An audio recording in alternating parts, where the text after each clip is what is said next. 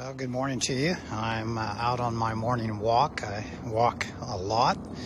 Some of you may not recognize me in the hat. This is Pastor Roger from church.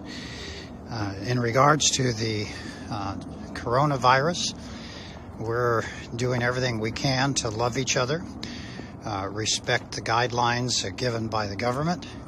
I want to encourage you to practice your faith, pray for each other, text. You can pick up the cell phone and text a zillion people with your contact list.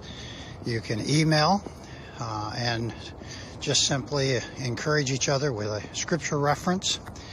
Ralph Salgado does that often. You can pick up the phone and just say, hey, I'm calling to ask how you're doing. So make sure that during this isolation period, the church continues to be the church. While we may not be able to assemble in large groups, as Scott Blum has encouraged our board chair, we can be the New Testament church and care for each other in smaller groups. Right now it's less than 10 you can assemble. While we can't assemble in the large group, you can in the small group. Please make sure that you respect social distances, 6 feet. Make sure that you feel the freedom to contact me. I publish my cell phone and my email practically everywhere. More than happy to help you in any way possible. Some of you are probably wondering, how come I'm wearing a hat? Well, I've got some long-term skin damage, and I have had some skin cancer, so I'm constantly trying to find ways to prevent more damage. Please know God is in control. We have trials simply because God permits ways for us to turn to Him. I'm not saying that He caused the coronavirus. I'm saying He has chosen to permit it, to allow it.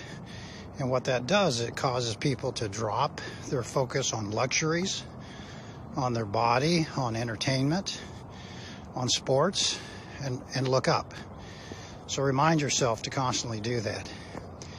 I'll try as often as I can to do a post by video, but I've sent out several emails, mass emails. If we don't have your cell number and your email address at church, call the church office any day between Mondays and Fridays from about 8 a.m. to 5, except on Fridays till noon, and give us your updated contact information, cell number, text number, address.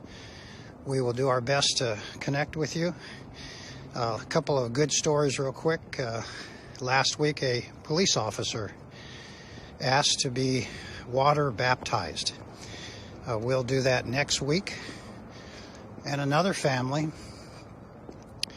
lost their job, and our church was able to offer assistance. Lots of ways that we can care for each other. Maybe you're in need of food. There's a number of food sources. Mary Beth Warwick has got some contact on that. There's other sources. So I'm going to tune out. Remember, be the church, even though we're not assembled in a large setting.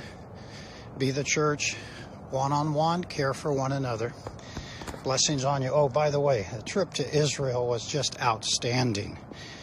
To watch Melody Sandoval teach us in the upper room, or Aaron Sandoval at Gideon Springs, or Sebastian Healy on the Sea of Galilee.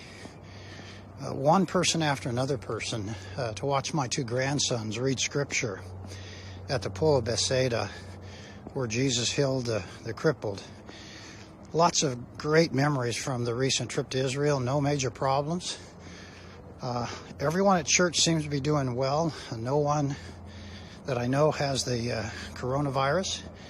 So that's a good thing. Keep praying. We have had challenges by way of finances. Don't forget to your offerings are needed, I think I'll tune out. Talk to you later. See ya. Bye-bye.